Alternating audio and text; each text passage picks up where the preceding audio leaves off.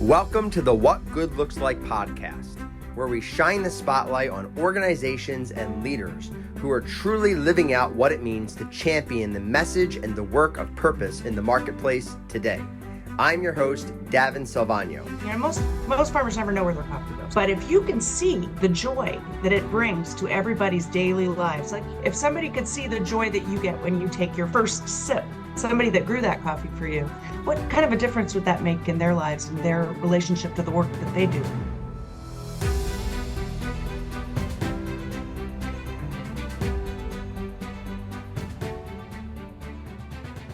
Welcome back to the What Good Looks Like podcast. I am super excited for today's conversation with not one, but two absolutely incredible people. I am here today with Bob Fish and Michelle Fish. Bob Fish is the co-founder and co-CEO of Biggby Coffee, and his partner in purpose and love of his life, Michelle Fish, is the co-founder of BIGG Island in Space, which is one of the most amazing purposeful movements that I feel like I've come across in this last year. I am just so thankful that you are here with us today. Thank you, Bob and Michelle, for taking time out of your crazy, busy travel schedule to be here. Thank you.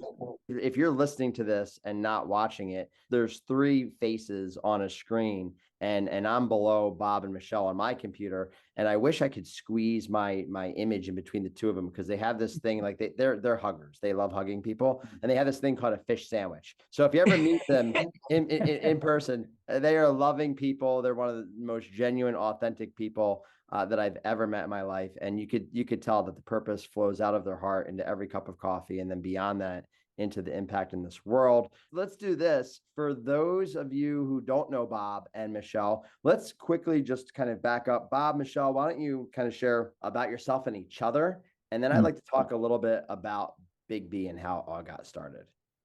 Yeah, right on. Do you want to go, babe? Sure. I am Michelle Fish, married to the handsome Bob Fish, who on my computer, by the way, is below us. We've been married for about 15 years.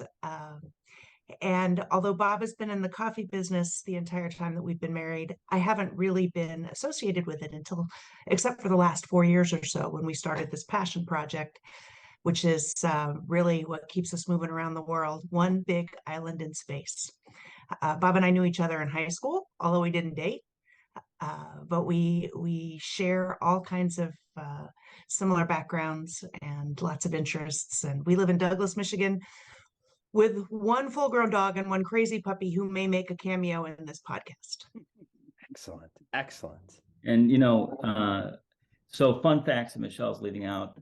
We went to high school, but went to high school in London, England. And both our mothers are European. Michelle's mother's French. My mother's German. They're both American citizens now. They married to two strong type A personality fathers. So when Michelle says we have some similarities, that's kind of what we're talking about. Excellent. You guys, it's amazing. I've watched you guys in action with each other, and the similarities are incredible. I mean, it's almost like you're the same person in so many ways. It's been fun to watch and get to know you. People are saying we're starting to look alike. You do. Seriously, it really, I mean, all we need to do is put some red glasses on Bob and grow his hair out longer. And, but honestly, I've had a chance to get to know these guys. They have an event every year called BNS, Biggby Nation Summit, where they bring together all their franchisees, all their baristas, their entire staff, crew. And I had the honor and pleasure of attending this year and spending time with them. And I will tell you, this is one massive purposeful group of people and movement. And it's honestly reflected in who Bob and Michelle are. And it's obvious. So there must be something about, who I've heard it said that you become the people that you surround yourself with and the books that you read. And so it's like you guys are starting to look like each other because you spend so much time with each other. And now your hearts are pouring out into all this Biggby Nation Summit, and they're starting to look like you too, because they spend so much time together. That's right. So let's talk a little bit about Biggby, which, first of all, amazing coffee, Michigan-based. But let's go back to the beginning story, Bob, about how did Biggby start? Why did it start? Take us there. Yeah, right on. So, I started Biggby Coffee with a then partner. Her name was Mary Roselle. March 15th, 1995 in East Lansing, Michigan. And, I'd gone to Michigan State University, got a degree in hospitality business, worked my way through school by working at a local restaurant called the Flapjack Shack in East Lansing, Lansing area. And when I graduated from hospitality school at MSU, I stayed on with that restaurant, and we grew that concept from 1 to 4, and I owned the third one. I opened that in 1991. It was super successful. We did like $1.5 million in 1991 selling 2 eggs, bacon, sausage, pancakes, and toast. Sold that in late 1993, December of, because although I loved that business, I was searching for something that was a little simpler and something that I could be a little bit more passionate about than pancakes and eggs. And, as a kid, I had grown up in Europe. I loved coffee. I loved cafes and stuff like that. And right about that time, specialty coffee was emerging in the United States. So I sold that restaurant, and we opened our first coffee shop. Mary and I did together in 1995. Now, about 1 year later, we had a new partner, which is Mike McFall. And today, Mary has retired, and Mike and I are the sole owners, 50-50, of Biggby Coffee. And the way that came about is Michael was a barista at the original store, and we were looking to add a second location. Mary was like, "Hey, you should talk to this guy. I think he's got some potential." And so this is sort of an infamous story inside Biggby Coffee, but I came in to interview Michael for a management position of the second store. And we're both sort of fidgety characters, and we sat down for an interview, but we didn't stay there long, and we ended up on a long walk. It was a 4-hour walk through the streets of East Lansing and MSU. When we came back, we shook hands and agreed to start a company that would be the company that we became today, which is the franchise company. And we did that by putting $2,000 in each, shaking hands, and just started figuring it out. Wow. I love that. The intentionality of the 4-hour walk together around East Lansing, and then coming back, and without, all of the red tape that goes with, deals and mergers and acquisitions and all that stuff, and just saying, here it is, shaking the hands. And I've seen you in the same room.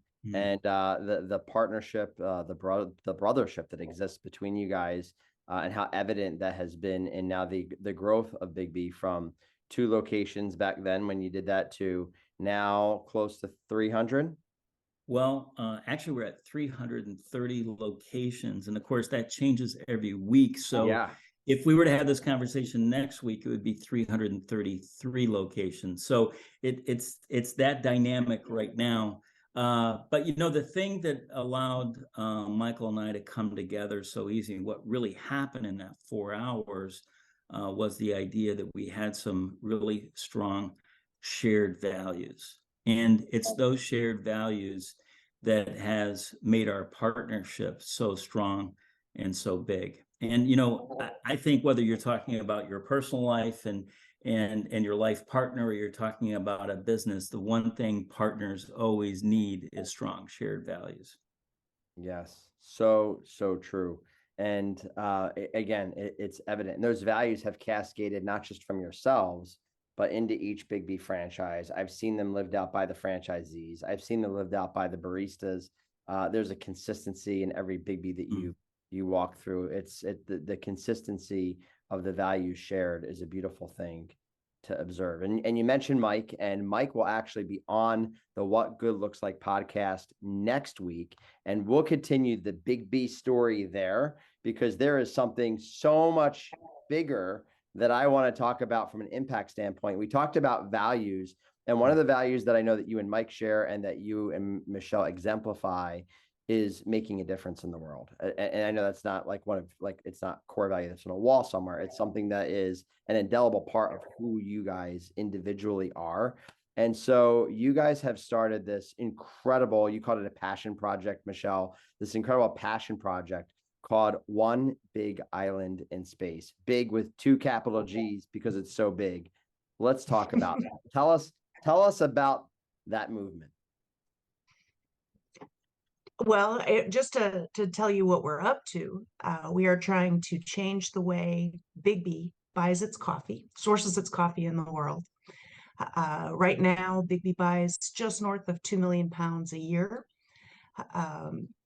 So we can change the way Biggby buys its coffee, but by the time we're done, when we get to 2028, and Biggby's goal is to have 1,000 units, it'll be a significantly larger number. What we really want to do is change the way the world buys its coffee. Yes. Because the way coffee is traded in the world right now leaves a wake in terms of its impact on people and the planet. And it's also under threat. I know my husband loves to talk about that. That's a kind of a big reason we're here. I mean, we can't be a coffee shop business if there isn't any coffee. So that's what we're up to. We got started in an almost accidental way, really, because Biggby always bought its coffee the way everybody else in the world buys its coffee, which is from brokers, and didn't think about it. It comes as a bean. We only think about the bean once it lands at the roaster. And we had an opportunity to go to Zambia to visit an orphanage that started a coffee farm to make itself more sustainable. And they were looking for help to get a better marketplace for their 2,000 or so pounds a year, 20,000 pounds a year, something like that. Anyway, it occurred to us then that, hey, if we can buy coffee direct from this orphanage, maybe we could do that with all of our coffee. Right, babe? That's right. That's right. So, this idea that coffee is under threat is real, and by that, what we mean is there is less coffee out there than what there are consumers for. So there's actually a shortage that is happening on coffee, and that shortage is really created caused by 2 reasons. One is really simple, and I think one that people can understand and relate to, and that is climate change. So with climate change, wet areas become wetter and dry areas become drier. And in coffee production, especially when those happen in those wetter areas, when those wet areas get wetter, there's something that happens out there called rust. Rust is a mold that can grow in coffee fields, but it'll literally defoliate all the trees, and then there's no coffee production. And the area of Chiapas, Mexico, not that many years ago, was completely devastated by this, but we see this happening all over the world. So what happens is farmers walk away from their farms because it just can't make any money producing coffee in that particular fashion. The other way coffee is a shortage, though, is really caused by what we call the commodities marketplace, or the C contract. And that is a supply-demand system that works worldwide. So what happens is the price of coffee is set by this worldwide supply-demand, but it has no correlation to the actual cost of production of coffee. And so there can be a drought or a frost in Brazil that might then affect the pricing of coffee worldwide. In that case, it would go up. But if there's overproduction in a place like Brazil, the price can go way down. And for the longest time, farmers were being paid less than what it actually costs to produce coffee. And you don't have to be a super smart business person to understand that that only works for so long. And so people were literally walking away from their farms in that particular circumstance. I'm getting very animated here. So coffee's been under threat, both because of the pricing system and because of climate change. Now, the way we can impact that is to have direct relationships with farmers.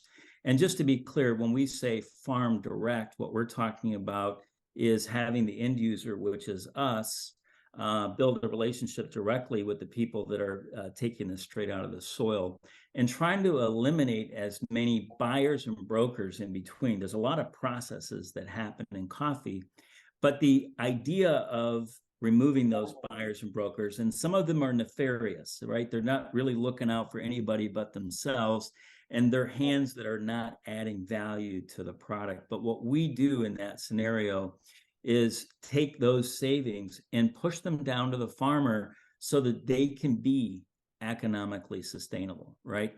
Now, from a business, like that's just like a nice thing to do, but from a business model perspective, what we're up to there is we are helping guarantee the supply of coffee to ourselves. I mean, that's a relatively self-centered activity to do. And we're trying to stabilize the price in a manner that doesn't go with the highs and lows of the commodity marketplace. But in our process, what we're trying to do is unwind that commodity or that C contract kind of pricing, make that less valuable to the marketplace as a whole.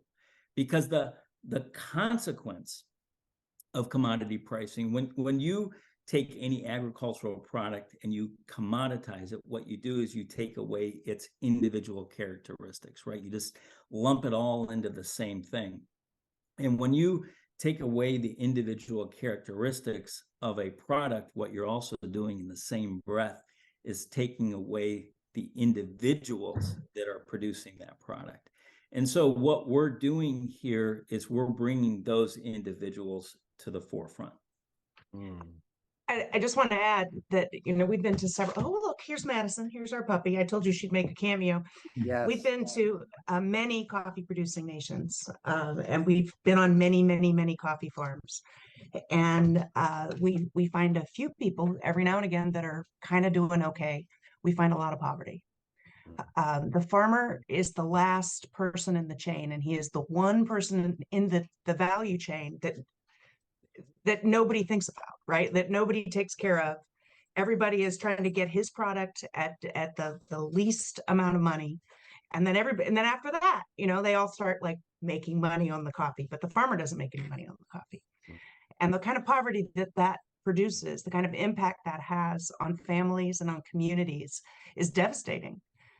And if we can find farmers that have already figured that part out and are really trying to do something for their communities, for their people, for their workers, and we can give them a marketplace, a guaranteed marketplace with a price that's sustainable, we believe that they can change their worlds.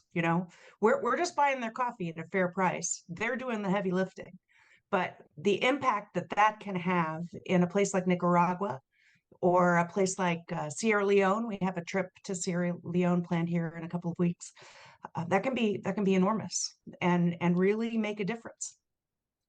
So good. You know what I love about what you just shared there. There's so many layers of impact. So many. I mean, it's hard to unwrap it because Bob, you talked about the business case for why this is a good idea, but then you also talked about, I mean, just even for coffee lovers everywhere, as I took a sip of this coffee, I realized, oh my gosh, that this, God forbid this happen, but there could be a day where I can't drink coffee.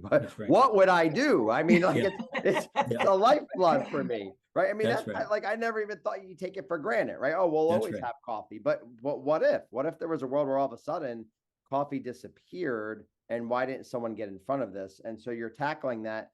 But what I really love is the other end of that is you are protecting, not even protecting, you're trying to also save an entire population's way of life. And that's the coffee farmers themselves, the people who literally dedicate their entire lives to growing and making this product that we just drink and consume and sometimes don't even think about. Now, Bob, over your shoulder, there's a picture of those people right there. And that's right. And I know that and we'll get to this in a second, but the other impact of this is the relationships that are built with that farmer. It's not just about an economic give back. It's not just about writing a check. It's not just about, hey, we're going to sustain your way of life, because in doing so, we sustain our business and we save coffee for all the coffee lovers around the planet. That's all of a byproduct of what you're doing. But what's really, really special is the relationships that you are building as you go from one country to another country, from one town to another town. And I'm going to have Michelle say it because I don't want to spoil it, because these words, they ring in my head with her voice and echo in my heart. So Michelle, go ahead and say them. But at Biggby Coffee, we are going to put a name, a face, and a place on every cup of coffee we serve. oh, so so good.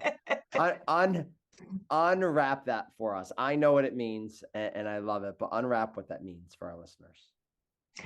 You know, I want to start by saying that until we engaged with this project through One Big Island in Space, Biggby Coffee bought its coffee the way everybody else does. And that means that Biggby was leaving a wake, having an impact. It's not that every coffee transaction is necessarily bad or nefarious, but the idea is always to get the product as cheaply as possible, and getting something as cheap as possible. It's those faces, it's those people at the other end of that chain that suffer the consequences of that. We feel like it's really important for people to understand that coffee isn't a thing that pops into the world just like fully formed as a bean, and nobody's touched it until it gets to the roaster. People are in every part of that process. And the more that the owner operators at Biggby Coffee, the more that the baristas at Biggby Coffee and the customers at Biggby Coffee get to know those people and the places where that coffee is grown, the stronger connection that they're going to have to their cup. They'll actually understand it. It's like I don't know, when the craft brewing industry started, people got really, really passionate about their craft brewer. Well, our craft brewer happens to be in Nicaragua or in Chiapas, Mexico, but there's every bit of reason to be as passionate about what those people are doing and what those people are creating. And we want to open up that opportunity. We want to shine a light on the entire value chain. So the customer really gets to know the producer, and also the producer really gets to know the end user, because we think that's really powerful as well. It's, if you can see your coffee, most farmers never know where their coffee goes. It goes into a big black hole. But if you can see the joy that it brings to everybody's daily lives, like you were saying, you can't imagine your day without coffee. What? If somebody could see the joy that you get when you take your first sip, somebody that grew that coffee for you, what kind of a difference would that make in their lives and their relationship to the work that they do? So that's what we're up to. Yeah.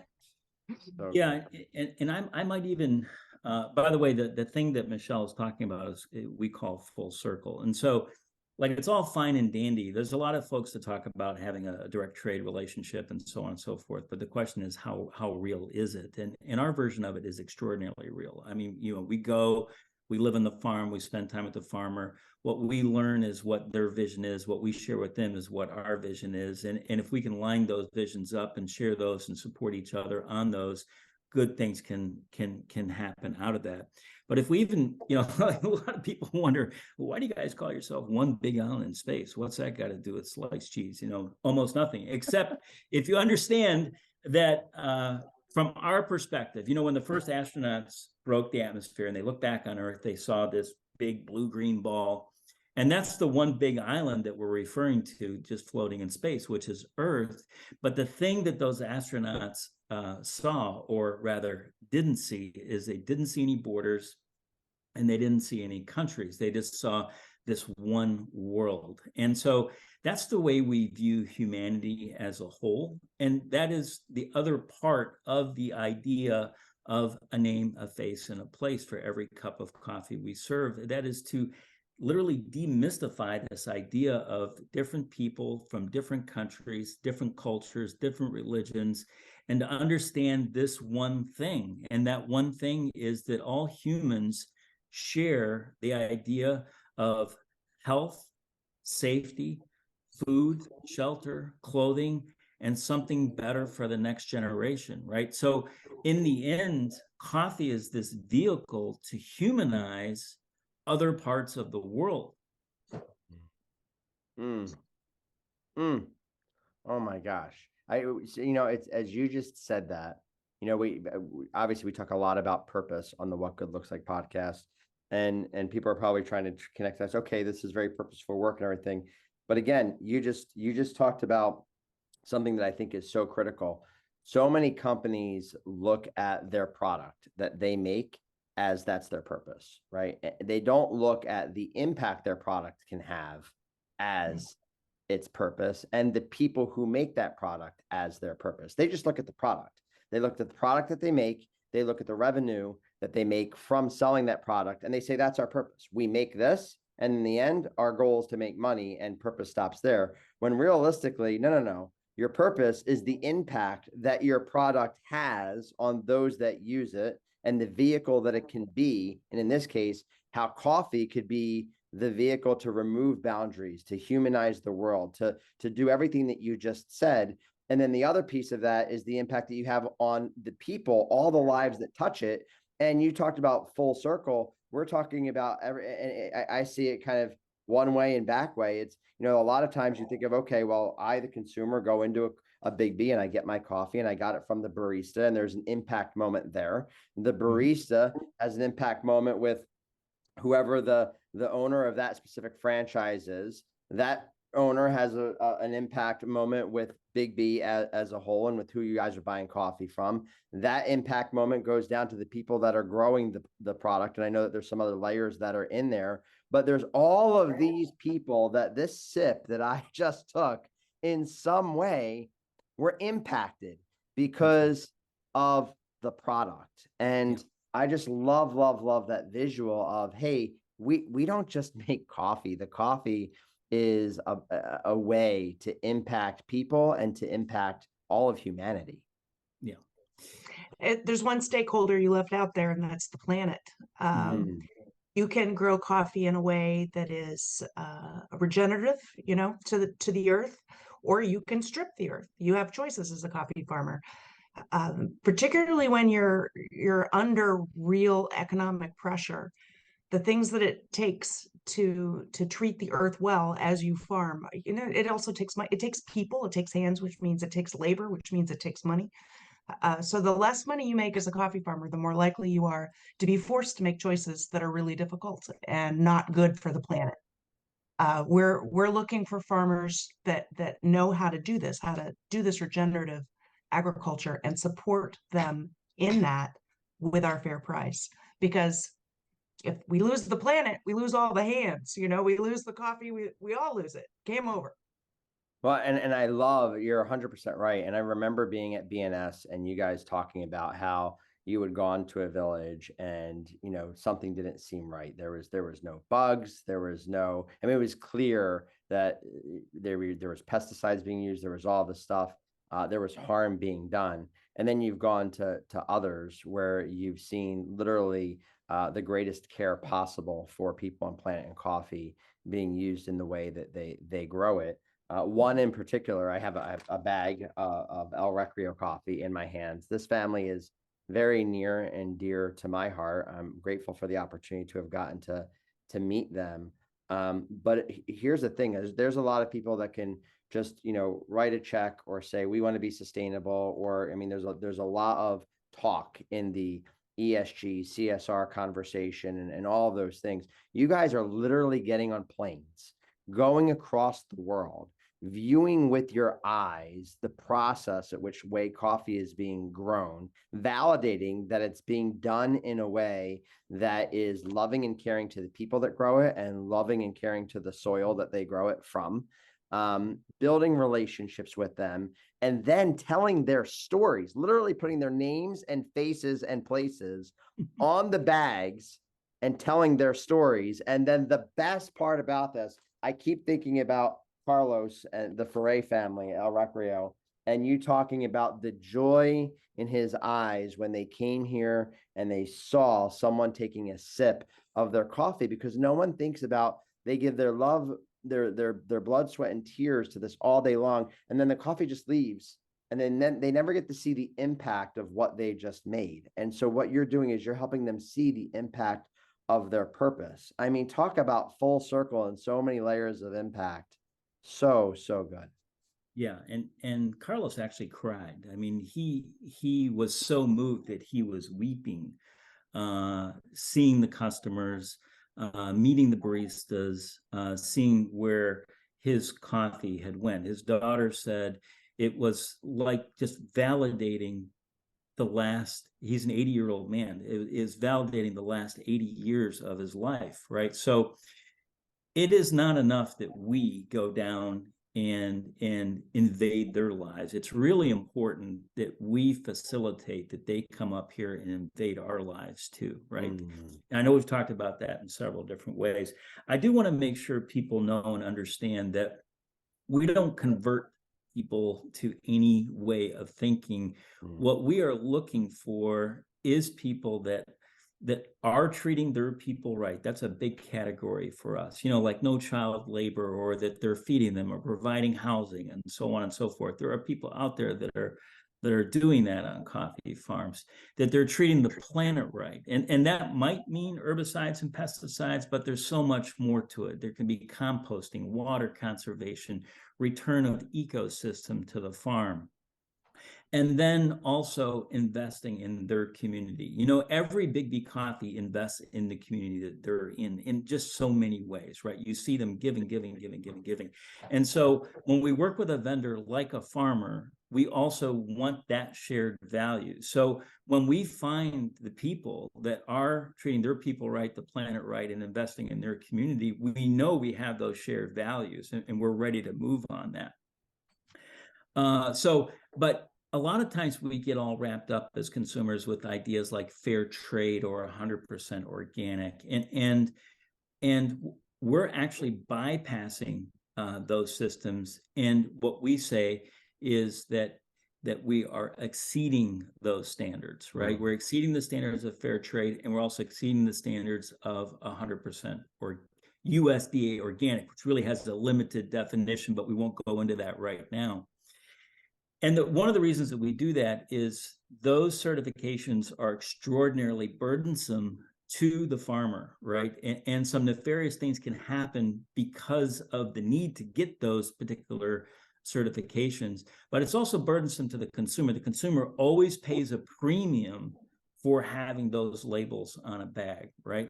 So we believe in the values that are behind fair trade, and we believe in the values behind 100% organic, but we are looking for something that's beyond that, something that's a little bit more holistic than that.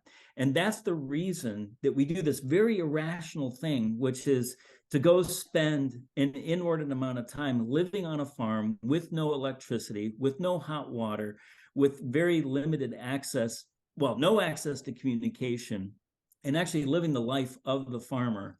But not only that, that's not a one-time visit and we hit these check boxes and away we go. We do, as you suggested earlier, and as Michelle has explained, this becomes a relationship that goes in perpetuity. And a really magnificent thing happens when you can imply perpetuity of a relationship, especially in an economic sense or in a business sense, right? So normally, a farmer is never really sure whether they will sell their crop this year or not, or a farmer is never really sure what price they're going to sell it for. And what that means is you can't really invest. So if we want a person, a farmer, a producer, if we want to find people that invest in the planet, invest in their people, and invest in their community, there has to be a perpetual relationship. They have to know that there's a marketplace that will be there for them today, tomorrow, and the day after. And that is where some of the greatest change has happened, not just providing the marketplace, but implying that this will be a perpetual relationship. So good.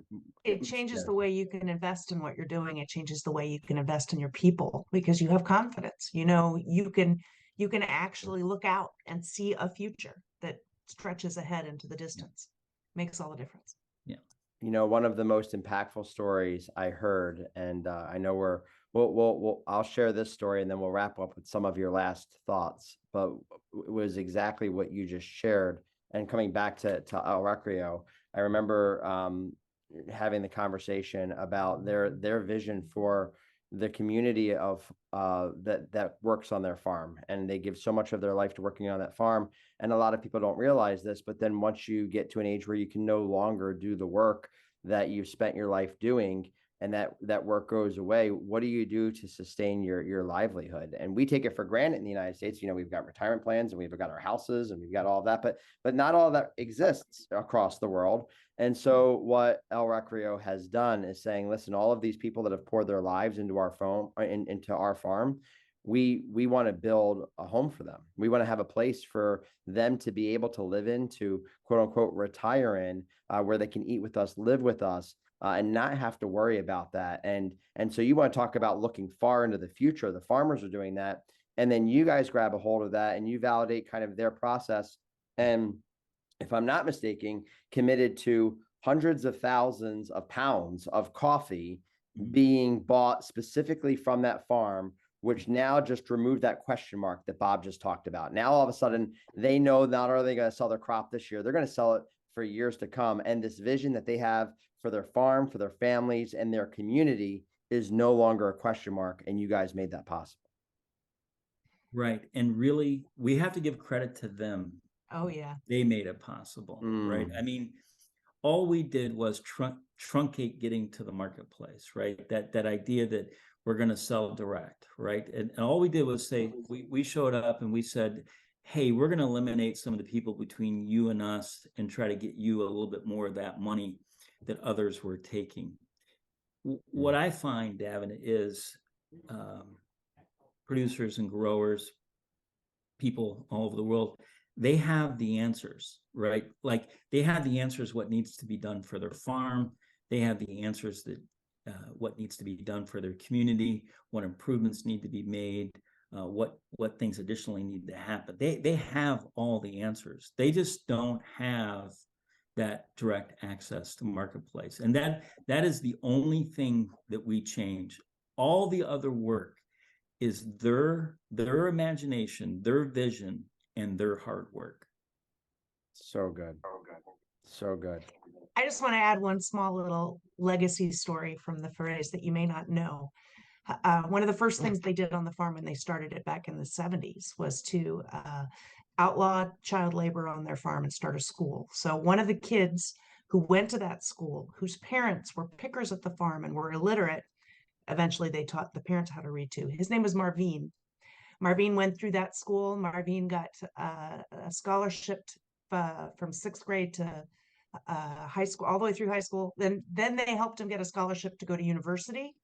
Marvin came back, and now he is the farm supervisor with his master's in agronomy.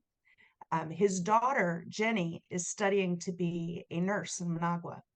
So from illiterate coffee picker to nurse in Managua in 2 generations. It's not bad, right? Wow. That's a pretty big impact. That can change the world. Wow. That's the kind of work that they do. And we're just really honored and thrilled to be able to partner with them and help to make that impact that they have possible. And that is what a name, a face, and a place looks like right there. So good. Bob, there's something that's on your heart and mind to share. So as we wrap up here, one last thought from each of you that you want to leave with the listeners today. Yeah, for me, it is always to thank our customer and the owner operators that serve them. And really by engaging with Biggby Coffee, however you might do it as an individual, all I want to say is that you're changing the world. And this isn't charity, right? This is just a different and a better way of doing business, a way of doing business that doesn't leave a wake on others and doesn't leave a wake on the planet. And I'm just very thankful and grateful to those that support Biggby Coffee. So good.